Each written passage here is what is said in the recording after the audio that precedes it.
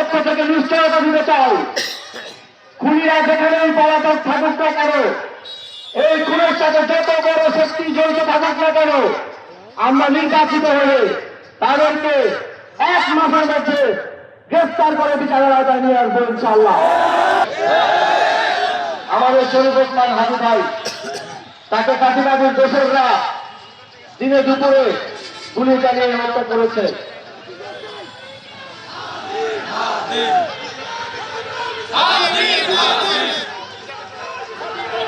আমরা 11 জনের পক্ষ থেকে নিশ্চয়তা দিতে চাই, খুনিরা যেখানেই পলাতক থাকুক না কেন, এই খুনের সাথে যত বড় শক্তি জড়িত থাকুক না কেন, আমরা নির্বাচিত হয়ে তাদেরকে 1 মাসের মধ্যে গ্রেফতার করে বিচারের আওতায় নিয়ে আসবো ইনশাআল্লাহ।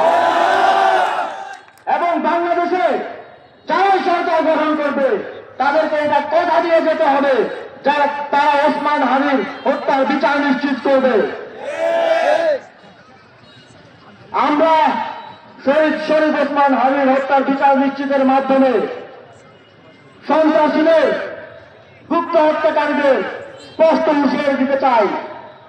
বাংলাদেশের জনগণের প্রতিনিধিদের, বাংলাদেশের আধিপত্যবাদ বিরোধী জনগণের প্রতিনিধিদের হত্যা করার পরিণতি কি হয়। তবে এক হাদি ভাই চলে গেল, তিনি আরো লাখো মানুষের মনে তার যে রাজনীতি, তার যে নির্মাণের রাজনীতি, তার যে আধিপত্যবাদ বিরোধী, আগ্রাসন বিরোধী রাজনীতি, তা হাজারো মানুষের, লক্ষ মানুষের হৃদয়ে ধারণ করিয়ে দিয়ে গেছেন। আমরা ফ্যাসিবাদী সন্ত্রাসী শক্তিকে এটা মনে করিয়ে দিতে চাই, আপনারা হাদিকে হত্যা করেছেন, আপনারা যদি এই আসিফকে হত্যা করেন, অথবা আশরাফকে হত্যা করেন, অথবা আরো শত সহস্র আধিপত্যবাদ বিরোধী তরুণদেরকে হত্যা করেন, কোন লাভ হবে না।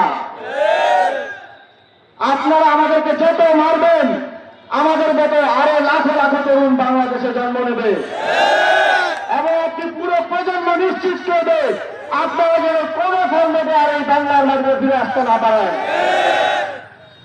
এখন একটা 5 বছরের বাচ্চাও জানে আওয়ামী লীগ কি, ফ্যাসিবাদ কি এবং ফ্যাসিবাদীদের কি পরিণতি হওয়া প্রয়োজন। সে যখন বড় হবে, সে বড় হয়ে এই একই চেতনায় আপনাদের ফিরে আসার দরজা আজীবন বন্ধ রাখার জন্য কাজ করে যাবে, আন্দোলন করে যাবে। সংগ্রামী বন্ধুগণ, আবারও আমাদের দেখা হবে ইনশাআল্লাহ 12 ফেব্রুয়ারির পর বিজয়ের মিছিলে। আবারও দেখা হবে 12 ফেব্রুয়ারির পর নতুন এক বাংলাদেশে। আবারও দেখা হবে বিজয়ের বাংলাদেশে ইনশাআল্লাহ। সেই পর্যন্ত আপনারা আপনাদের লড়াই চালিয়ে যাবেন, সাতলাকলির জন্য, গণভোটে হ্যাঁ ভোটকে বিজয়ী করার জন্য আপনারা যে কার্যক্রম পরিচালনা করছেন সেটা চালিয়ে যাবেন।